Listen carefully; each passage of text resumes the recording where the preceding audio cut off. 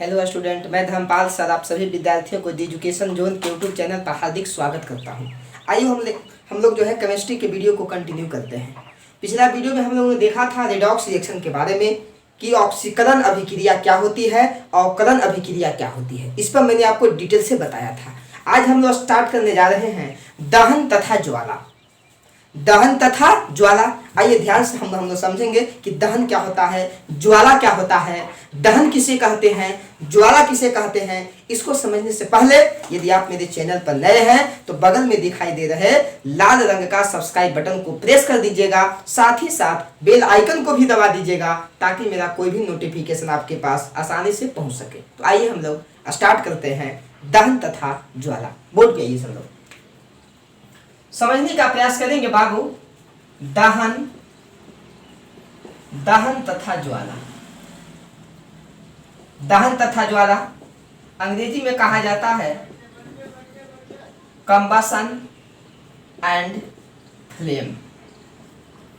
Combustion and flame क्या है, दहन क्या है, ज्वाला। सबसे पहले हम लोग चर्चा करेंगे दहन के बारे में। मैंने आपको पहले ही बताया है कि दहन अभिक्रिया है एक प्रकार का। हमने आपको जब केमिकल रिएक्शन पढ़ा रहा था, टाइप्स ऑफ रिएक्शन पढ़ा रहा था, वहां पर मैंने आपको बताया था दहन के बारे में कि दहन एक प्रकार की रासायनिक अभिक्रिया है जिसमें कोई भी दहनशील पदार्थ जलने के बाद ऊष्मा तथा क्या निकालता है, प्रकाश निकालता है। अब देखिए, अब दहनशील पदार्थ क्या है। पदार्थ को भी यहाँ पर हम दो भागों में बांटते हैं। एक को कहते हैं दहनशील पदार्थ, ध्यान से बोर्ड पर देखिएगा। एक को कहेंगे बाबू दहनशील पदार्थ और एक को कहा जाएगा अदहनशील पदार्थ। अदहनशील पदार्थ, दहनशील पदार्थ को हम लोग दाह पदार्थ के नाम से भी जानते हैं और अदहनशील पदार्थ को हम लोग अदाह पदार्थ के नाम से भी जानते हैं। दहनशील पदार्थ किसको कहा जाता है? दहनशील पदार्थ किसको कहा जाता है बाबू? मतलब कि जिस पदार्थ को जलाया जा सकता है, जिस पदार्थ को जलाया जा सकता है उस पदार्थ को हम लोग दहनशील पदार्थ कहते हैं। जैसे क्या ईंट को जलाया जा सकता है? तो आपका जवाब होगा कि नहीं सर, ईंट को तो हम लोग नहीं जला सकते हैं। पत्थर को जलाया जा सकता है? नहीं सर, पत्थर को हम लोग बिल्कुल नहीं जला सकते हैं। तो वैसे पदार्थ जिसको हम नहीं जला सकते हैं उसे कहा जाएगा अदहनशील पदार्थ। जिस पदार्थ को हम जला सकते हैं उसे कहा जाए आपको क्या, दहनशील पदार्थ। जैसे में आपको देखिएगा, जैसे में डीजल को जला सकते हैं, बिल्कुल जला सकते हैं। क्या पेट्रोल को जला सकते हैं? बिल्कुल जला सकते हैं। क्या किरोसिन को आप लोग जला सकते हैं? किरोसिन को आप लोग जला सकते हैं। क्या उपला का नाम सुने हैं? उपला, उपला देहाती भाषा में उपला को कहा जाता है गोईठा। विज्ञान की भाषा में कहते हैं उपला, लेकिन देहाती भाषा में कहते क्या है, उसे हम लोग गोईठा कहते हैं। क्या आप पुआल, पुआल को जलाते हैं भाई? पुआल को देहाती भाषा में कहा जाता है पोरा। नाम आप सुने होंगे, इसे देहाती भाषा में हम लोग पोरा कहते हैं। उसके बाद लकड़ी, लकड़ी को भी आप लोग जला सकते हैं। उसके बाद कागज, कागज को भी आप लोग जला सकते हैं। मतलब कि बहुत सारा वैसा एग्जाम्पल हम बता सकते हैं जो दहनशील पदार्थ क्या एग्जाम्पल हो सकता है। मतलब कि सब पदार्थ को जलाया जा सकता है, इसलिए इस पदार्थ को कहा जाएगा दहनशील पदार्थ। इधर थोड़ा सा ध्यान दीजिएगा, बोर्ड पे सब लोग समझने का प्रयास कीजिएगा बाबू। अदहनशील पदार्थ मतलब कि जिसको नहीं जलाया जा सकता है। जैसे में पत्थर, पत्थर को आप नहीं जला सकते हैं। जैसे ईंट, ईंट को आप नहीं जला सकते हैं। जैसे आप क्या हो गया मिट्टी, मिट्टी को नहीं जला सकते हैं। जैसे आपका हो गया लोहा, जैसे हो गया आपका कांच, ये सब जो आपको दिखाई दे रहा है इस सब को आप लोग नहीं जला सकते हैं। इसलिए इस सभी पदार्थ को कहा जाता है अदहनशील पदार्थ या अदाह पदार्थ के नाम से जानते हैं। तो सबसे पहले जो है आप इसको स्क्रीनशॉट कर लीजिएगा या आप टॉपिक दे दीजिएगा दहन तथा ज्वाला, कंबशन एंड फ्लेम। पदार्थ को दो भाग में बांटकर इसको आप स्क्रीनशॉट कर लीजिए या वीडियो को पॉज करके उतार लीजिए। चलिए आप लोग उतार लिए होंगे आराम से वीडियो को पॉज कर। अब जो है हम लोग समझते हैं लिखिएगा ऐसा स्टार देकर, दहनशील पदार्थ लिख के डैश, दहनशील पदार्थ लिख के डैश, दहनशील पदार्थ लिख के डैश लिखिएगा। वैसे पदार्थ, वैसे पदार्थ, वैसे पदार्थ जिसको जलाया जा सकता है, वैसे पदार्थ जिसको जलाया जा सकता है, जिसको जलाया जा सकता है, जिसको जलाया जा सकता है, जिसको जलाया जा सकता है, उसे उसे दहनशील पदार्थ कहा जाता है, उसे दहनशील पदार्थ कहा जाता है, उसे दहनशील पदार्थ कहा जाता है, उसे दहनशील पदार्थ कहा जाता है। जैसे यहां से आप लोग उतार दीजिएगा वीडियो को पॉज कर, जैसे यहां पर लिखा हुआ है। आगे हम लोग बढ़ते हैं। अब जो है स्टार देकर अदहनशील पदार्थ लिख के डैश दीजिएगा, अदहनशील पदार्थ लिख के डैश दे दिए होंगे। चलिए लिखिएगा डैश लिखा।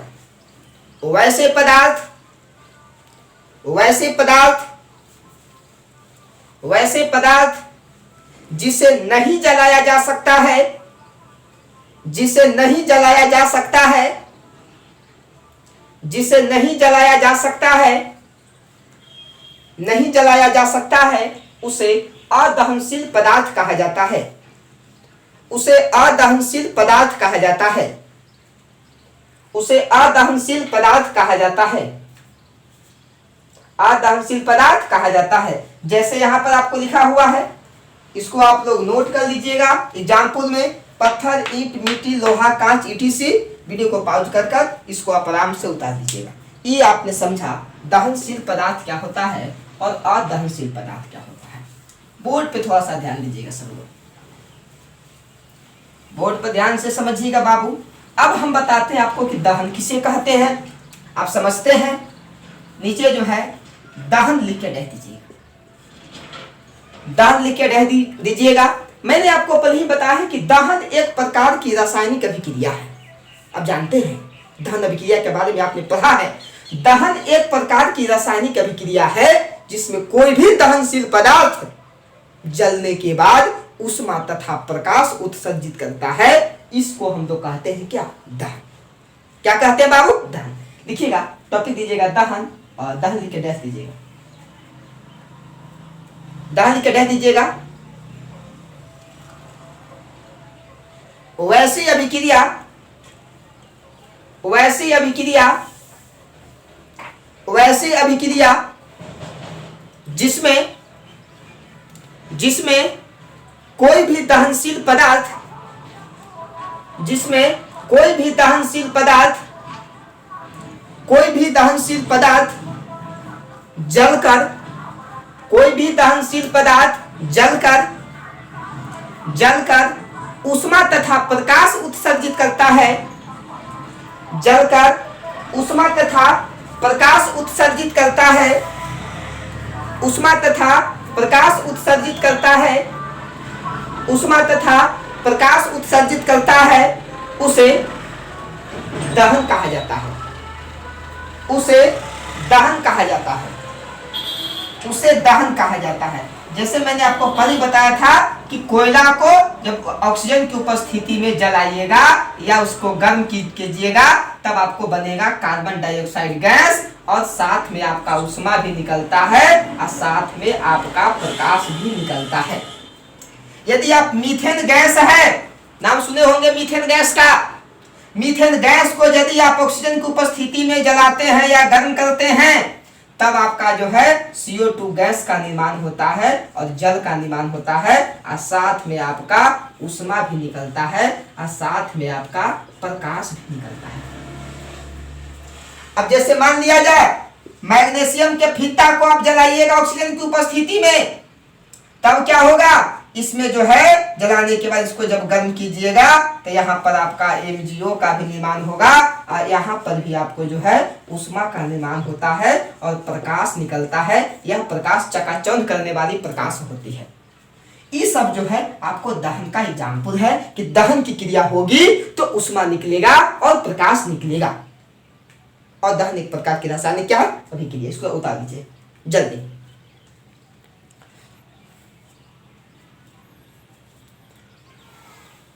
चलिए उतार लिए होंगे आप। अब हम लोग आगे बढ़ते हैं। दहन के लिए कुछ आवश्यक शर्तें हैं। दहन के लिए बाबू कुछ आवश्यक शर्तें हैं। अब हम लोग हेडिंग बनावेंगे, समझने का प्रयास कीजिएगा। जैसा स्टार देख लिखिएगा, दहन के लिए आवश्यक शर्तें। दहन के लिए आवश्यक शर्तें मतलब कि दहन की क्रिया होने के लिए कुछ कंडीशन है, कुछ शर्त है। यदि वह शर्त कंप्लीट होगा तब दहन की क्रिया होगी, और यदि वह शर्त कंप्लीट नहीं होगा तब दहन की क्रिया नहीं होगी। आइए हम लोग समझते हैं कि कौन कौन से कंडीशंस हैं दहन की क्रिया होने के लिए। ध्यान से बोर्ड पर समझिएगा, मैं आपको सबको डिटेल से बताऊंगा। सबसे पहला का नाम है दहनशील पदार्थ की उपस्थिति। दूसरा, दहन के पोषक तत्व की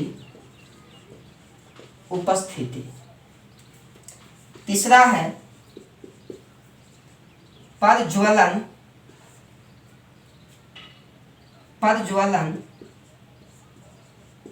ताप की प्राप्ति। ये तीन वो कंडीशन है। यदि यह तीनों कंडीशन मिलेगा तब दहन की क्रिया होगी। अब यदि यह तीनों कंडीशन में से कोई को भी गायब कर दीजिएगा तब जो है दहन की क्रिया नहीं होगी। आखिर ये है क्या, इसको हम समझने का प्रयास करते हैं। ध्यान से बोर्ड पर समझिएगा। जैसे मान लिया जाए बाबू, हम दहन की क्रिया कराना चाहते हैं। बोर्ड पर समझिएगा सब लोग। हम दहन की क्रिया कराना चाहते हैं तो सबसे पहला हम पत्थर लेके आ जाएंगे। क्या पत्थर में आग लगेगा? हम ईंट लेके आ जाएंगे, क्या ईंट में आग लगेगा? नहीं। मतलब कि पत्थर में और ईंट में दहन की क्रिया नहीं होगी, क्योंकि यह दहनशील पदार्थ नहीं है। इसका मतलब है कि सबसे पहला हमको जो है, यदि आप दहन की क्रिया करना चाहते हैं तो सबसे पहले पत्थर और ईंट नहीं लाना होगा। आपको लाना होगा, आपको उपला लाना होगा, आपको पुआल लाना होगा, आपको लकड़ी लाना होगा। आपको क्या लाना होगा बाबू? आपको लकड़ी लाना होगा। मतलब कि आपको दहनशील पदार्थ लाना होगा। यदि दहनशील पदार्थ आपके पास में है तब समझिए कि दहन की क्रिया होगा। ठीक है, आपने दहनशील पदार्थ को ला लिया। दूसरा, अब दहनशील पदार्थ को लाया और वहां पर कार्बन डाइऑक्साइड गैस को भर दिया। अब कार्बन डाइऑक्साइड गैस के भर के उसमें आग लगा रहे हैं, क्या कभी जलेगा? आपको पता होना चाहिए कार्बन डाइऑक्साइड की उपस्थिति में दहन की क्रिया संपन्न नहीं होती है। उसको जलने के लिए ऑक्सीजन गैस चाहिए। तो यदि जो है आपके पास में दहनशील पदार्थ भी आ गया, लेकिन क्या उसके में आप माध्यम क्या है? पोषक तत्व। मतलब कि दहन की क्रिया होने के लिए इसको जलने के लिए पोषक तत्व चाहिए, जिसकी उपस्थिति में वह जलता है। तो कार्बन डाइऑक्साइड दे दीजिएगा तो कार्बन डाइऑक्साइड की उपस्थिति में वह नहीं जलेगा। इसका मतलब है उसका पोषक तत्व चाहिए। पोषक तत्व कहने का मतलब जिसमें वह जलता है। कोई भी दहनशील पदार्थ जिस गैस की उपस्थिति में जलता है उस गैस को हम लोग कहते हैं पोषक तत्व। जैसे कि आपका दहनशील पदार्थ उपला है, इसमें जब CO2 गैस को दे दीजिएगा तो CO2 गैस की उपस्थिति में कभी भी गोईठा हो गया, पुआल हो गया, लकड़ी हो गया, यह कभी आग नहीं पकड़ेगा। उसको चाहिए कौन गैस? उसको चाहिए ऑक्सीजन गैस। तो यह ऑक्सीजन गैस इस दहनशील पदार्थ के लिए पोषक तत्व का काम करेगा, उसको जो है न्यूट्रिशंस का काम करता है। तो यह यदि रहेगा और यदि पोषक तत्व भी मिलेगा तब यह चलेगा। ठीक है, यहाँ तक कंडीशन ठीक है कि दहनशील पदार्थ हमको ये निहाउ चाहिए और उसके पोषक तत्व भी चाहिए। तीसरा, मान लिया जाए दहनशील पदार्थ में हमें लकड़ी का बड़का वो जो है लकड़ी का जो है बोटा लेके आ जाते हैं, बड़का को लकड़ी का हम बोटा लेके आ गए, बड़का को इसमें माचिस का तेली इसे जला रहे हैं। क्या ये दहनशील पदार्थ है, ऑक्सीजन भी मेरे पास है, ये माचिस का तिल्ली बारेंगे तो ये बड़का को लकड़िया है, क्या वो जलेगा? क्या नहीं, काहे नहीं जलेगा। इसी के जगह पर यहाँ पर पुआल को रख देंगे तो पुआल तो लगता है कि जल जाएगा। क्यों जल जाएगा? इसका मतलब कि प्रत्येक दहनशील पदार्थ को जलने के लिए एक न्यूनतम ताप की आवश्यकता होता है। इसको कम ताप चाहिए, यह कम ताप पर जल जाएगा, लेकिन इसको ज्यादा जलेगा ही। जलने के लिए यह भी जलेगा, यह भी आपका जो लकड़ी का बाका जो गट्ठर है ये भी जलेगा, लेकिन इसको माचिस के तीली से नहीं जलेगा। इसके लिए जो है और ज्यादा ताप की आवश्यकता पड़ती है। मतलब यही है कि प्रत्येक दहनशील पदार्थ को दहन होने के लिए, जलने के लिए एक न्यूनतम ताप की आवश्यकता होता है। जिस न्यूनतम ताप पर वह जलना प्रारंभ कर देता है, मान लिया जाए इसको जो है जलने के लिए हमको जो है 50 केल्विन ताप चाहिए। माचिस का तिल्ली जो है उसको जो है 10 डिग्री सी दे ही रहा है, तो कभी जलने वाली बात नहीं है। पुआल को जलने के लिए 50 डिग्री सी चाहिए, अब माचिस का तीली जो है 100 डिग्री दे रहा है, तो क्या पुआल को तो जला देगा ना, पुआल को आराम से जो है जला देगा। मतलब कि प्रत्येक दहनशील पदार्थ का क्या होता है, अपना अपना एक न्यूनतम ताप होता है जिस पर वह जलता है। और जिस न्यूनतम ताप पर कोई भी दहनशील पदार्थ जलता है उस ताप को ही हम लोग कहते हैं, कौन ताप? उस ताप को ही कहते हैं प्रज्वलन ताप या इग्निशन टेम्परेचर के नाम से हम लोग जानते हैं। ठीक है, तो सबसे पहले आप क्या कीजिएगा बाबू, या मैंने आपको दहन की क्रिया होने के लिए जो तीनों कंडीशन था इसको मैंने आपको समझाया। अब सबसे पहले इस फोटो को बना लीजिएगा, इस पूरा जो है चार्ट को उतार लीजिए, उसके बाद हम बारी बारी से सब डैश लेके आपको लिखवाते हैं। चलिए वीडियो पॉज करके स्क्रीनशॉट कर लीजिएगा या उतार लीजिएगा। चलिए लिखिएगा नीचे ऐसा डैश देकर, इसके नीचे लिखिएगा दहन की क्रिया होने के लिए, दहन की क्रिया होने के लिए, दहन की क्रिया होने के लिए 3 आवश्यक शर्तें हैं। दहन की क्रिया होने के लिए 3 आवश्यक शर्तें हैं। 3 आवश्यक शर्तें हैं।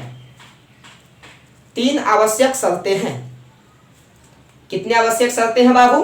3 आवश्यक शर्तें हैं। नंबर 1 लिखिएगा, नंबर एक दहनशील पदार्थ की उपस्थिति लिख के डैश। नंबर 1 दहनशील पदार्थ की उपस्थिति लिख के डैश। दहनशील पदार्थ की उपस्थिति लिख के डैश।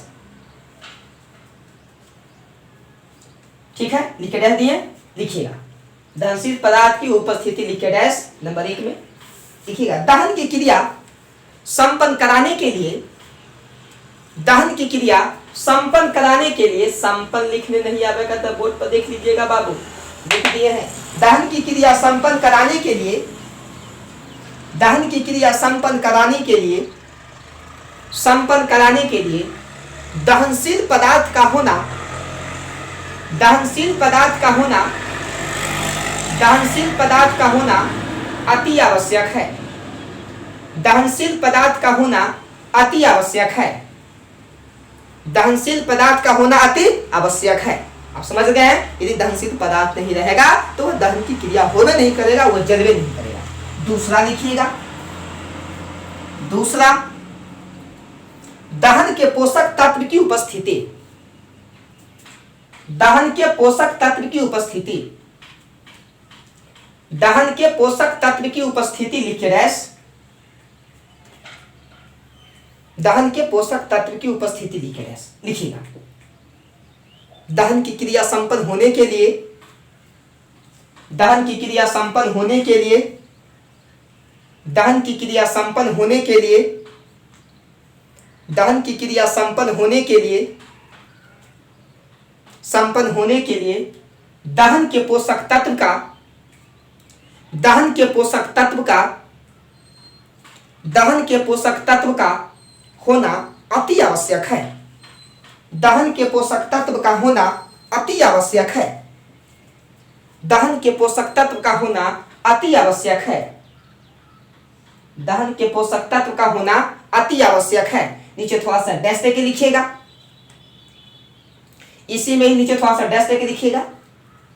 कोई भी दहनशील पदार्थ कोई भी दहनशील पदार्थ कोई भी दहनशील पदार्थ कोई भी दहनशील पदार्थ कोई भी दहनशील पदार्थ दहनशील पदार्थ जिस गैस की उपस्थिति में जिस गैस की उपस्थिति में जिस गैस की उपस्थिति में जलता है जिस गैस की उपस्थिति में जलता है उस गैस को उस गैस को उस गैस को दहन का पोषक कहा जाता है। उस गैस को दहन का पोषक कहा जाता है। उस गैस को दहन का पोषक कहा जाता है। दहन का पोषक कहा जाता है। नीचे थोड़ा सा डैश देके लिखिएगा। ऑक्सीजन गैस को ऑक्सीजन गैस को ऑक्सीजन गैस को दहन का सार्वभौमिक दहन का सार्वभौमिक कोष्ठ में यूनिवर्सल सार्वभौमिक कोष्ठ में यूनिवर्सल दहन का सार्वभौमिक कोष्ठ में यूनिवर्सल पोषक कहा जाता है। ऑक्सीजन गैस को दहन का सार्वभौमिक कोष्ठ में यूनिवर्सल पोषक कहा जाता है। पोषक कहा जाता है क्योंकि पोषक कहा जाता है क्योंकि यूनिवर्सल बोर्ड पर लिखा हुआ है बाबू रे, कोष्ठ पे देखिए लिखा हुआ यूनिवर्सल। पोषक कहा जाता है क्योंकि ऑक्सीजन गैस की उपस्थिति में क्योंकि ऑक्सीजन गैस की उपस्थिति में ऑक्सीजन गैस की उपस्थिति में ऑक्सीजन गैस की उपस्थिति में प्रायः सभी दहनशील पदार्थ ऑक्सीजन गैस की उपस्थिति में प्रायः सभी दहनशील पदार्थ जलते हैं। सभी दहनशील पदार्थ जलते हैं। सभी दहनशील पदार्थ जलते हैं। अब देखिए कुछ वैसे भी दहन है जो ऑक्सीजन नहीं दूसरा गैस की उपस्थिति में भी जलता है। जिसे थोड़ा सा बोर्ड पर देखिए मैं आपको बता रहा हूं। मैंने कहा था कि मैग्नीशियम ऑक्सीजन के साथ भी जलता है तो MgO का निर्माण करता है और साथ में ऊष्मा निकालता है और प्रकाश निकालता है। इतना ही नहीं, और ये जो Mg है वह नाइट्रोजन गैस के साथ भी जलता है तो Mg3N2 बनाता है, मैग्नीशियम नाइट्राइड बनाता है और साथ में आपका ऊष्मा और आपका प्लस क्या निकालता है, प्लस आपका प्रकाश निकालता है। और आपके पास पता होना चाहिए C25H52 ये जानते हैं क्या है? आपने नाम सुना होगा, दिवाली में इसका खूब आपको प्रयोग करते हैं। इसका नाम है मोमबत्ती है भाई। इसको कहा जाता है केमिस्ट्री के भाषा में कहा जाता है पेंटाकोसेन। इसको कहते हैं पेंटाकोसेन। इसको केमिस्ट्री में नाम है पेंटाकोसेन। ऐसा नहीं है कि आप दिवाली में जाइएगा, दिवाली का जब त्योहार आएगा तो आप चल जाइएगा किराना दुकान में जाके कहिए तनी हमको तनी पेंटाकोसेन का हमको तनी एगो पैकेट दे दीजिए, तो सोचेगी लगता है कि ये रॉन्ग नंबर धर लिया है भाई। जाइए ये सब दवाई मेडिकल में मिलता है। आपको दुकानदार साहब बताएंगे किराना दुकान वाले कि सब दवाई जो है पेंटाकोसेन और सेंटाकोसेन और ऑक्टाकोसेन ये सब दवाई जो है आपको मेडिकल में मिलता है, यहाँ पर नहीं मिलता है। तो भूल कभी जो है वहां पर अपना नॉलेज को मत दिखाइएगा कि पेंटाकोसेन को ही जो है हम मोमबत्ती कहा जाता है। ठीक है, ऐसा काम मत कीजिएगा आप लोग। इसको जब ऑक्सीजन की उपस्थिति में जब इसको जलाया जाता है तब बताइए कि कार्बन डाइऑक्साइड गैस बनाता है और साथ में आपका H2O निकलता है और साथ में आपका प्रकाश निकालता है और साथ में क्या निकालता है, साथ में ऊष्मा निकालता है। और देखिए ध्यान से देखिएगा, इसमें हम जो है कुछ स्टार लगा रहे हैं। एक बात समझिएगा, और ये जो आपके पास में है, ध्यान से बोर्ड पर समझने का प्रयास कीजिएगा। ये जो आपके पास में है C25H52 मोमबत्ती, इसको जब क्लोरीन गैस की उपस्थिति में रखा जाता है तब यह जो है उसमें भी जलता है, कार्बन का निर्माण करता है और HCl गैस का निर्माण करता है, प्लस साथ में क्या निकालता है, ऊष्मा निकालता है और प्रकाश निकालता है। यह नहीं कहिएगा कि सब दहनशील पदार्थ खाली जो है ऑक्सीजन की उपस्थिति में भी जलते हैं। कुछ वैसे भी दहनशील पदार्थ हैं जो ऑक्सीजन की अनुपस्थिति में, मतलब कि ऑक्सीजन के अलावा दूसरा गैस की उपस्थिति में भी वह दहन की क्रिया संपन्न करता है। नीचे थोड़ा सा ऐसा जो है डैश के लिखिएगा भी, उसी में डैश देगा। सभी दहनशील पदार्थ, सभी दहनशील पदार्थ, सभी दहनशील पदार्थ ऑक्सीजन गैस की उपस्थिति में ही जले, ऑक्सीजन गैस की उपस्थिति में ही जले। सभी दहनशील पदार्थ ऑक्सीजन गैस की उपस्थिति में ही जले, उपस्थिति में ही जले, ऐसा कोई जरूरी नहीं है, ऐसा कोई जरूरी नहीं है, ऐसा कोई जरूरी नहीं है, ऐसा कोई जरूरी नहीं है। जैसे इजी में नंबर 1 में लिखिएगा, इजी नंबर 1 में magnesium, magnesium, magnesium oxygen gas के अलावा, मैग्नीशियम ऑक्सीजन गैस के अलावा, ऑक्सीजन गैस के अलावा, ऑक्सीजन गैस के अलावा नाइट्रोजन गैस की उपस्थिति में भी, ऑक्सीजन गैस के अलावा नाइट्रोजन गैस की उपस्थिति में भी, उपस्थिति में भी दहन की क्रिया संपन्न करती है, उपस्थिति में भी दहन की क्रिया संपन्न करती है, दहन की क्रिया संपन्न करती है, दहन की क्रिया संपन्न करती है। इजी नंबर 2, इजी नंबर 2 लिखिएगा। जैसे नंबर 2 दूसरा में मोमबत्ती, मोमबत्ती, मोमबत्ती ऑक्सीजन गैस के अलावा, मोमबत्ती ऑक्सीजन गैस के अलावा, ऑक्सीजन गैस के अलावा, ऑक्सीजन गैस के अलावा क्लोरीन गैस की उपस्थिति में भी, क्लोरीन गैस के उपस्थिति में भी,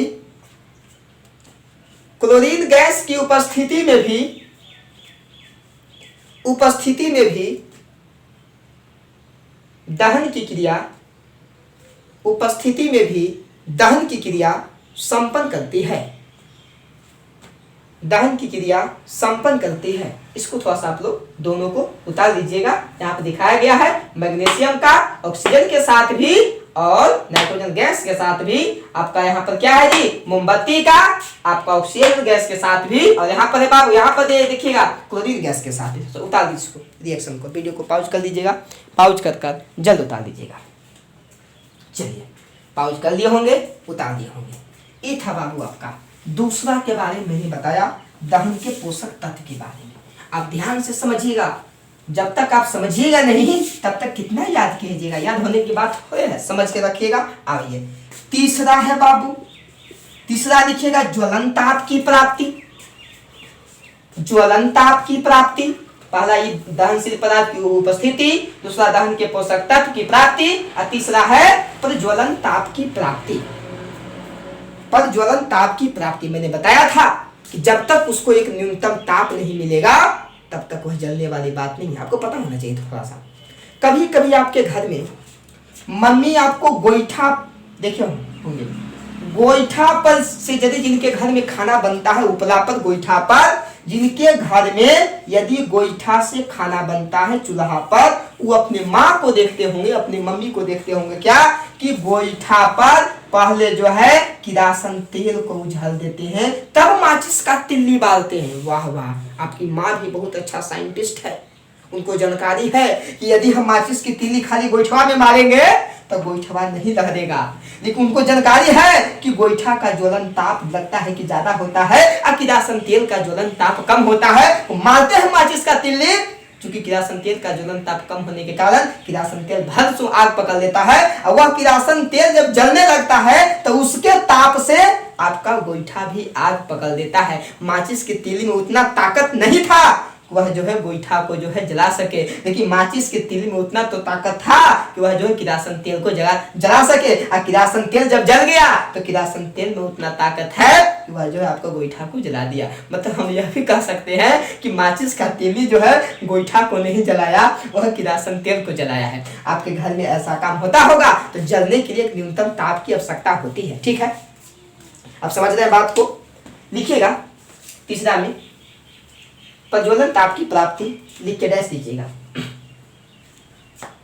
दहन की क्रिया संपन्न कराने के लिए दहन की क्रिया संपन्न कराने के लिए दहन की क्रिया संपन्न कराने के लिए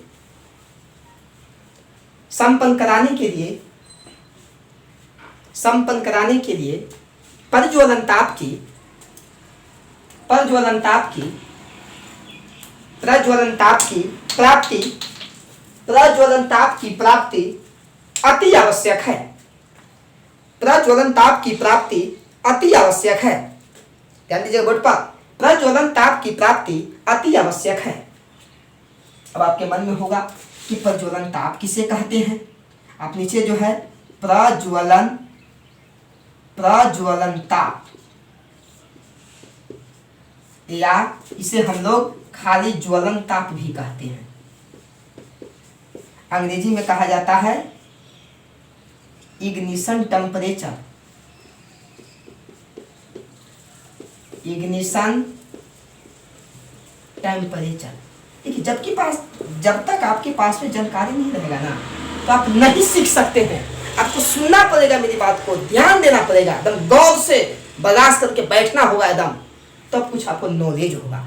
बोर्ड पर हम बक रहे हैं तो हम भी मेहनत किए हैं, अपने जमाना में पढ़े होंगे, नॉलेज हुआ तब आपके बीच में बक रहे हैं। अब आप यदि नहीं पढ़िएगा तो आपके पास ज्ञान नहीं होगा, जब ज्ञान नहीं होगा तो आगे कोई आपको पूछेगा भी नहीं। इस चलते ध्यान से समझिएगा, ध्यान से पढ़िएगा। जितना ज्यादा पढ़िएगा उतना ज्यादा आपके पास में नॉलेज होगा। पढ़ना कभी छोड़िएगा नहीं। पढ़ाई आपके पास में हथियार है जो आपके मंजिल तक पहुंचा सकता है, आपको लक्ष्य तक पहुंचा सकता है। यदि आप लक्ष्य को प्राप्त करना चाहते हैं तो आपको पढ़ना होगा, जी जान लगा के पढ़ना होगा, ड्रामा करके नहीं पढ़ना होगा, नाम के लिए नहीं पढ़ना होगा, आपको काम के लिए पढ़ना होगा, तब कुछ बनिएगा जिंदगी में, ऐसे नहीं होगी। चलिए अब हम प्रज्वलन ताप को समझते हैं। प्रज्वलन ताप को हम लोग ज्वलन ताप भी कहते हैं, इसे कहा जाता है इग्निशन टेम्परेचर। ये लिख के थोड़ा सा डैश दीजिएगा। प्रज्वलन ताप या ज्वलन ताप, इग्निशन टेम्परेचर उसे अंग्रेजी में कहा जाता है, लिख के डैश दीजिएगा। अब मैंने आपको पहले बताया था कि कोई भी दहनशील पदार्थ है उसको जलने के लिए एक न्यूनतम ताप चाहिए, एक मिनिमम टेम्परेचर चाहिए जिस पर वह जल सकता है। जिस मिनिमम टेम्परेचर पर जलना प्रारंभ कर देगा उसी मिनिमम टेम्परेचर को, उसी न्यूनतम ताप को हम लोग कहते हैं ज्वलन ताप। ठीक है, लिखिएगा डैश देगा। कोई भी दहनशील पदार्थ कोई भी दहनशील पदार्थ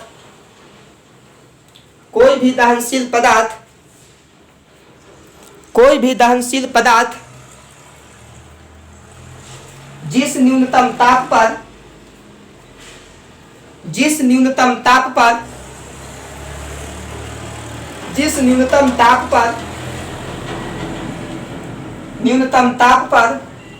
जलना प्रारंभ कर देता है, जिस न्यूनतम ताप पर जलना प्रारंभ कर देता है उसे ज्वलन ताप कहा जाता है। उसे ज्वलन ताप कहा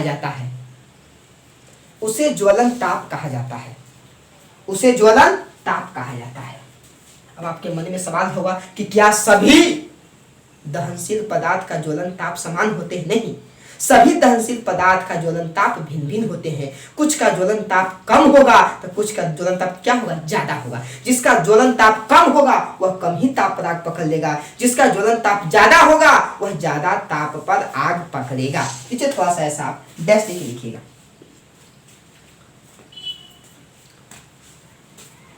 सभी दहनशील पदार्थ का सभी दहनशील पदार्थ का सभी दहनशील पदार्थ का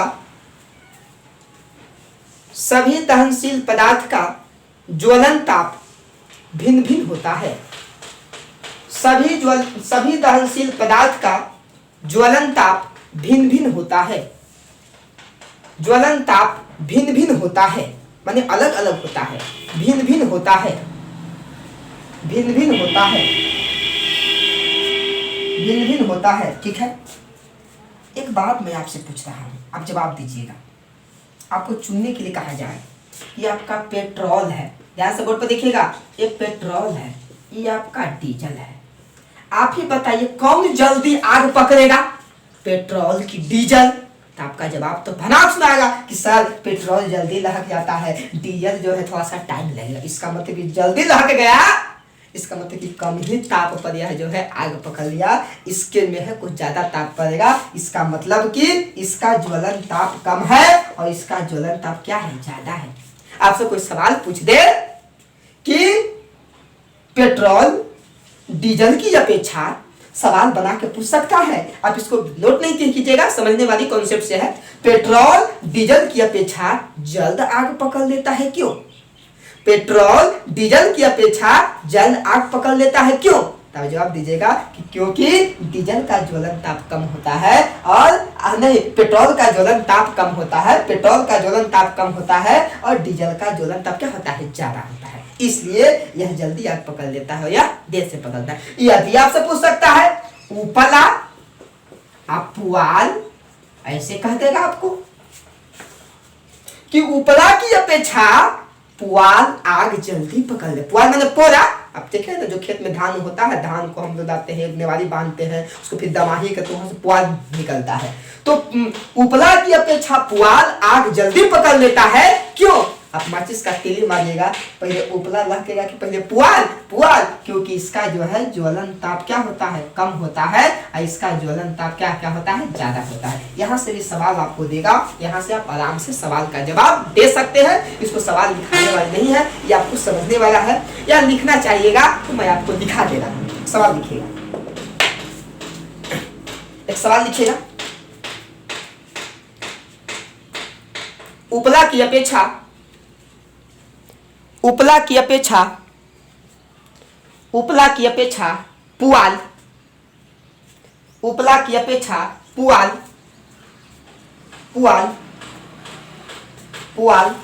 आग जल्द पकड़ लेता है। उपला की अपेक्षा पुआल आग जल्द पकड़ लेता है, आग जल्द पकड़ लेता है, आग जल्द पकड़ लेता है, क्यों? आग जो है जल्द पकड़ लेता है, क्यों? उत्तर लिखिएगा, उत्तर लिखिएगा बाबू। उपला की अपेक्षा पुआल आग जल्द पकड़ लेता है, आग जल्द पकड़ लेता है, आग जल्द पकड़ लेता है, क्योंकि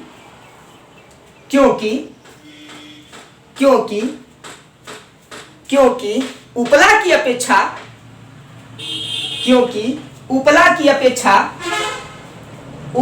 अपेक्षा पुआल का ज्वलन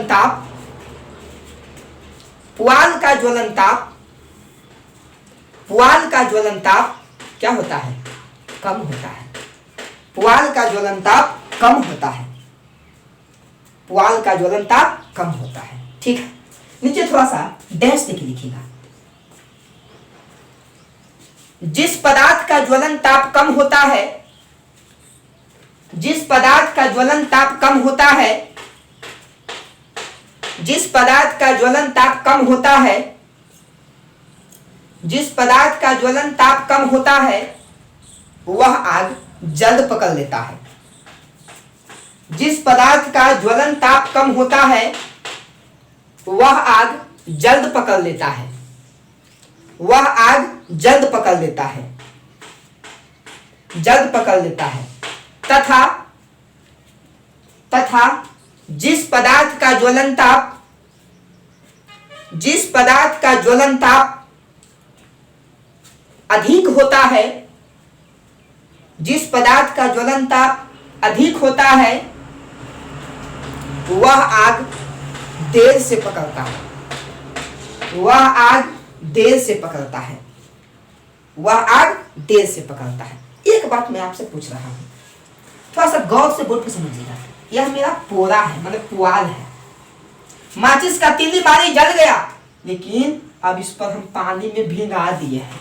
जब पानी में भिगा दिए हैं तो क्या ये माचिस के तीली से जलेगा? नहीं जलेगा। इसका मतलब है किसी भी दहनशील पदार्थ को पानी में डुबा देने से उसका ज्वलन ताप घट जाता है कि बढ़ जाता है? उसका ज्वलन ताप बढ़ जाता है। नीचे थोड़ा सा लिखिएगा, टेस्ट देखा। किसी भी दहनशील पदार्थ को कुछ में लिखिएगा ठोस, किसी भी दहनशील पदार्थ को कुछ में लिखिएगा ठोस, मतलब कि ठोस रूप में रहेगा तब। किसी भी दहनशील पदार्थ को कुछ में क्या लिखिएगा? ठोस। जल में